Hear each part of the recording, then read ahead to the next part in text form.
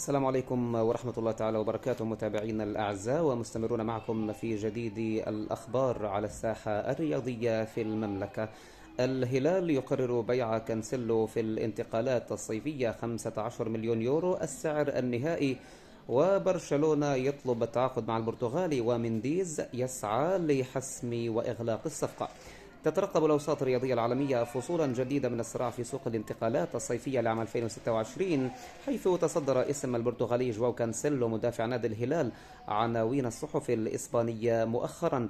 ويأتي هذا الاهتمام في ظل رغبة نادي برشلونة في تعزيز صفوفه بأسماء تمتلك الخبرة والقدرة على تطبيق فكر المدرب الألماني هانس فليك، الذي يسعى لإعادة بناء البلوغرانا والمنافسة على الألقاب الأوروبية والمحلية بأسلوب هجومي متطور. موندو ديبورتيفو تكشف عن تطورات حيث كشفت عن تطورات جدية في ملف انتقال جواو كانسيلو إلى برشلونة، حيث أكدت أن المدرب هانز فليك يطلب التعاقد مع اللاعب بشكل رسمي ودائم لتدعيم الجبهة اليمنى. وأوضحت التقارير أن إدارة نادي الهلال لا تبدي أي تسهيلات في الوقت الحالي لإتمام الصفقة، حيث تشترط الحصول على مبلغ لا يقل عن مبلغ 15 مليون يورو للتخلي عن خدمات اللاعب.